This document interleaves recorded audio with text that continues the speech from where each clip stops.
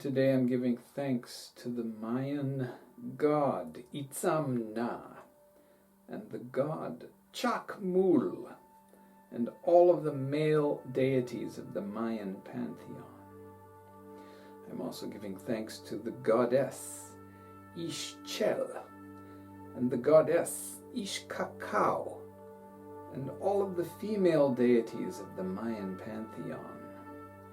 I'm here to do your work, and I thank you for your continued energetic blessings and support.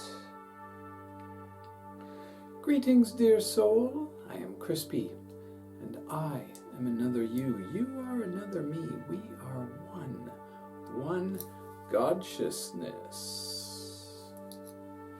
And today I'm here to tell you about the Mayan elements, of which there are only two, the Tonal and Nahual. And you can see them simply here. Don't fixate on that incredible Hunab coup in the middle, but the glyphs and the tones are very simple. Together they make this. I am going to be sharing with you some incredible patterning from within the Tzolk'in. That's what this is called, the Tzolk'in, the count of days. And so is this, actually. Before we get into our exemplars, I need to tell you a little bit about what two-ness represents to the Maya, as seen in the Hunab coup, which is a little bit psychedelic on this version, but as you can see here at its most basic form, it is a harmonious blending of two elements. Yes, somewhat similar to the yin-yang symbol, and in fact right in the very center, that's basically what you have. But the Hunab coup is a little bit more exciting, wouldn't you admit? However, what it represents is the inherent and perfect duality in nature. That is all things physical and all things non-physical. That is what we are. We are in a body and we are spirit, and those two things are actually one thing. There is no separation. Your body is your soul embodied. In most of Western culture, the Abrahamic religions, there's a massive divide, separation between human and God being number one, but also even just the body and the soul. The Abrahamic religions don't speak of reincarnation. They say you get this one little lifetime, no matter how long it is, a few minutes for some infants that die very quickly. Too bad. You go to heaven or hell after that. That's all you got. Or maybe purgatory for a while.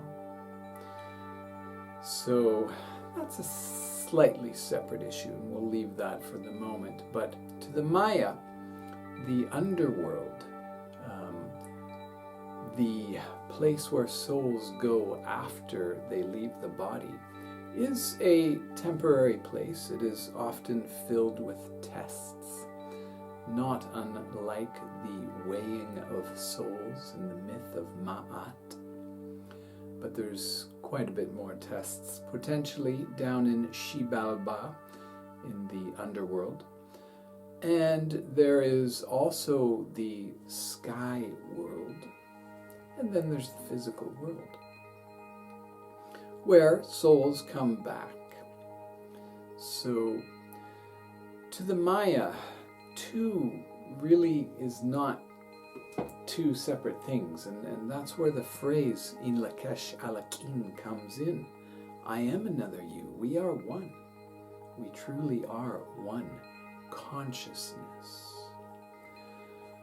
that has subdivided itself at least 8 billion times here on this planet.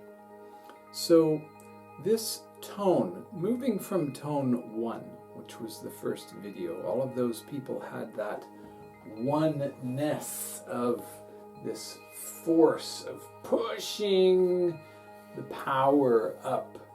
And tone 2 is this instantly relationship-oriented tone. And that's exactly why it is the sacral chakra. All right? Once the root chakra has been stabilized and established, the infant comes out, takes its first breath, shrieks. We all do. And if an infant does not shriek upon taking its first breath, there's a problem. And that's a signal that, whoa, something's wrong here, right? So that's part of life.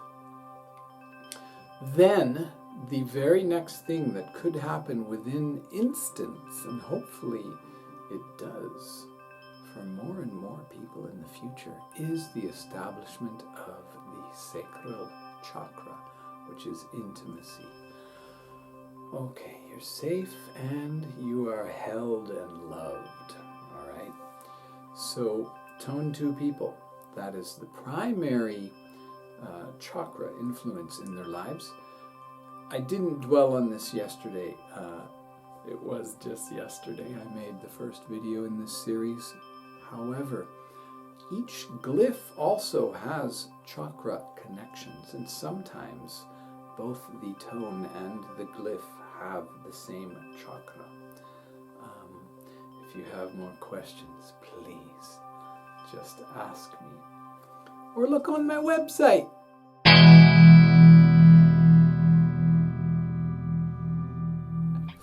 But for now, it's time to get into our exemplars. And again, we're going through the Tzolk'in in order of number 2s. Maybe I'll do that section now. Yes, I will.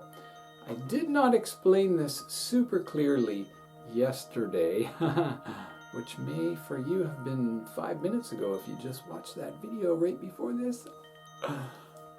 So, I mentioned in yesterday's video, 13 days later, but let's see what that actually looks like on the Tzolk'in, okay? So here's the standard grid, and what you see is now all of the tone 1s moving into tone 2, from initiating into pairing, and then tone 3 activating, tone 4 stabilizing, tone 5 empowering, tone 6 balancing, tone 7 reflecting, tone 8 harmonizing, tone 9 patient, tone 10 manifesting, tone 11 resolving, tone 12 understanding, and tone 13 transcending. And just so you know, this is all about DNA. Let's look at that pattern a little more quickly this time. Just watch it flow.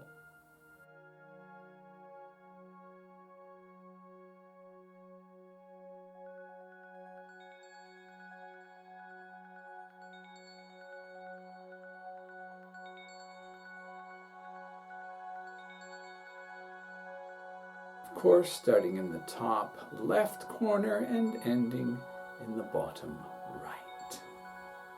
That little segment right there took me about 2 hours to make. See how much I love this stuff? And again, this is not astrology.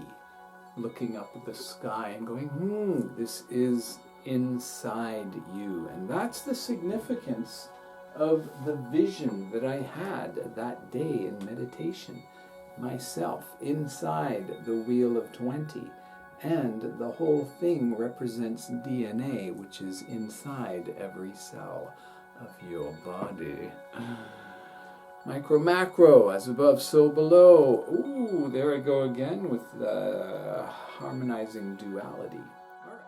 Oh, and just before that, let's take a look at all the key code words for everyone who is born on a pairing day.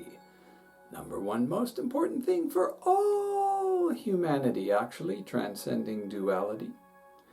Relationships, mirroring, empathy, intimacy, complementary, interdependence, cooperation, polarity, paradox, equality, and equanimity, with the ego dramas of codependency, judgmentalism, and the combination of guilt and shame. So it's quite likely that all of these exemplars to come exhibit some or all of these energetic qualities. All right, so let's take a look at our exemplars in the order I just showed you. First up, Keen 2, Edgar Mitchell, Stephen Covey. 13 days later, pairing Eagle.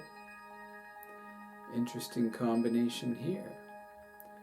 By the way, you can see my blog post about that. If you are interested, please sign up. It's free. 13 days later, very fascinating pair. I'm going to send this image, which I just made, to Dr. Strassman. Hopefully he'll be intrigued, as I was. 13 days later, another wonderful pair of gentle men.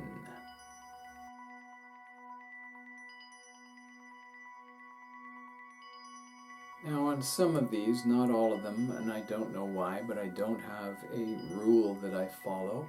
Some of them I make high vibe code phrases, and that comes from a keyword or phrase from the tonal and a keyword or phrase from the nahual. And those make a weaving of energies that illustrate the two aspects of the Mayan calendar, the two elements, as it were.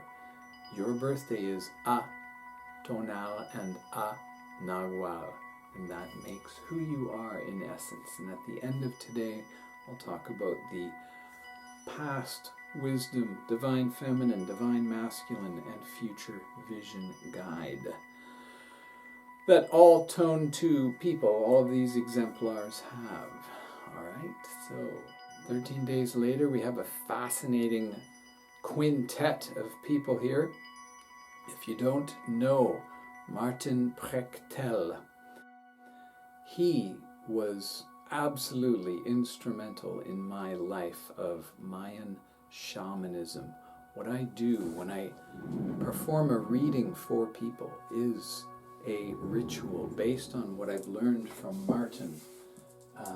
I have many of his books right here, and one other in Kindle.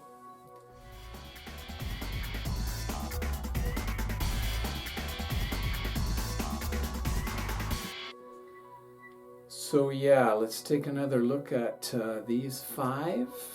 Okay, see if you can perceive the interconnection between them all. Descartes. Let's talk about duality and Descartes, right? He steered us into a very interesting world of duality, which we are transcending now. 15 days later, very cool combination, showing the intensity of all 3 men, I get the feeling. 13 days later, Keen 80. The solar chief glyph is always powerful no matter what tone it combines with, but this tone as we know, is all about duality and intimacy. 13 days later, another fascinating quintet.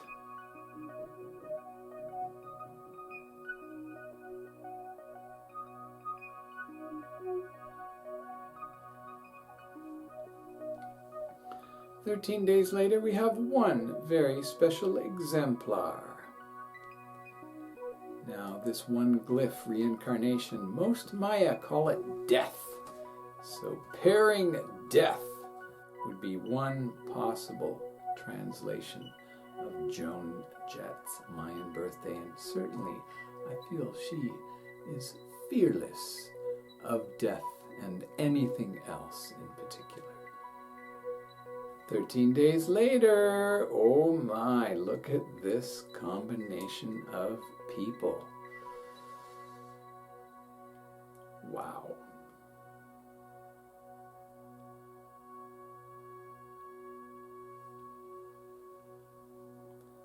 The rainstorm glyph is the #1 glyph in connection with the Divine Feminine and all her roles in society. Very interesting to see Greg Braden there holding up that Divine Feminine pillar, which I do believe he does very well. Now, 13 days later, Daniel Sheehan, and one of the most famous Mayan explorers, Eric Thompson. 13 days later, boom. Just think about the role that duality has played in these lives.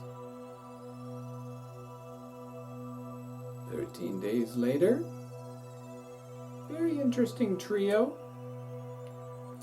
David Lynch has just left us a few months ago. Next, 13 days later, an interesting pair of pairing monkeys.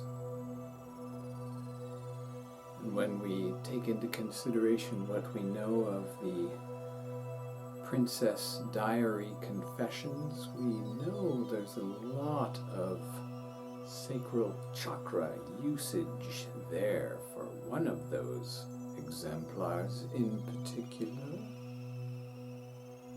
13 days later, this is the highest energy collection of 8 people. The seed Nagual, by the way, is very sexually oriented, as in plant your seeds.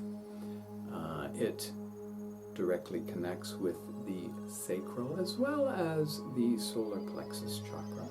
So we've got a double sacral chakra charge here with these. Let's take another look at them all. I have over 1,000 names on my list, and it's so fascinating when only men turn up in one keen. Here, keen 184. 13 days later, very interesting trio. You have to recognize that their Mayan birthday is showing you a spiritual aspect of them that you cannot get in any other way.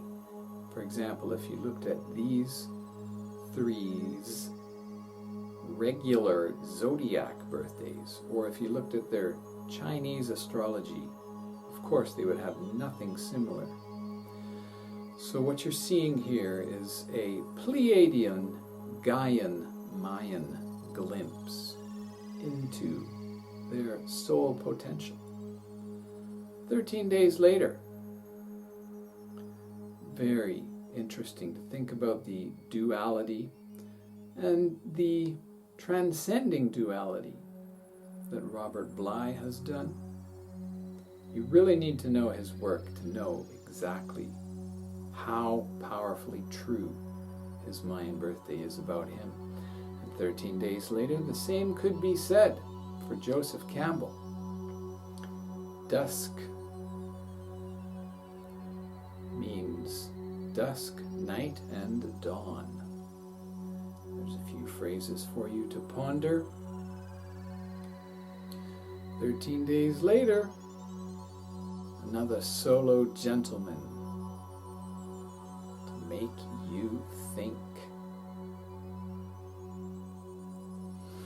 And now our very last keen of the pairing variety. Wow, what a pair.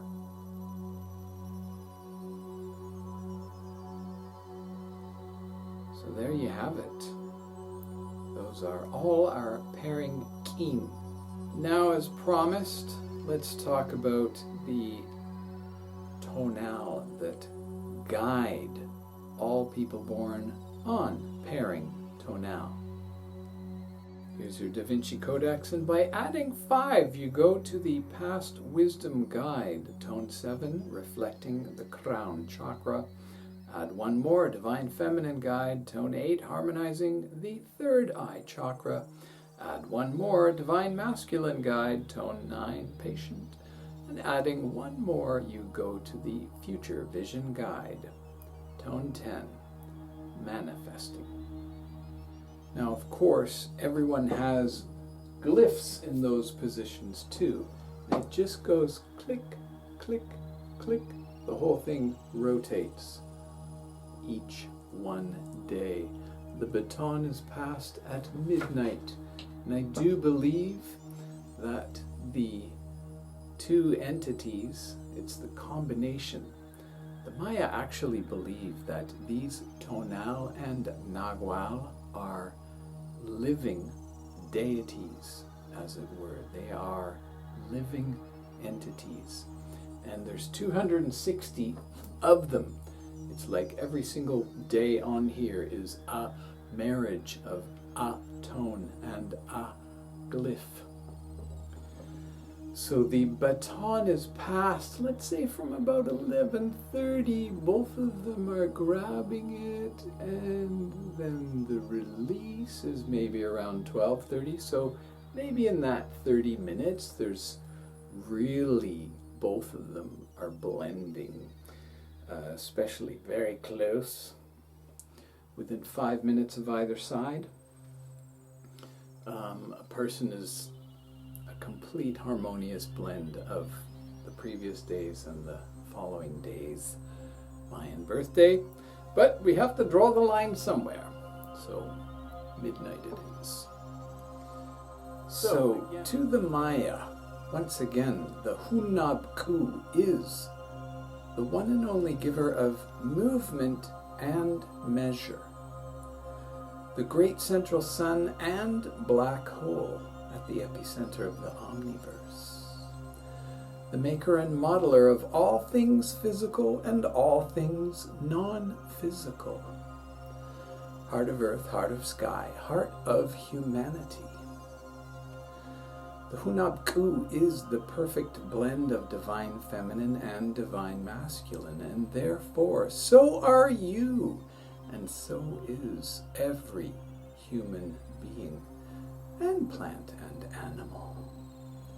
It's a truly transcending duality zeitgeist that I strongly suggest you embody.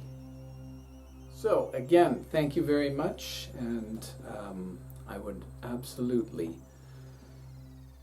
cherish doing your divine Mayan embodiment reading for you.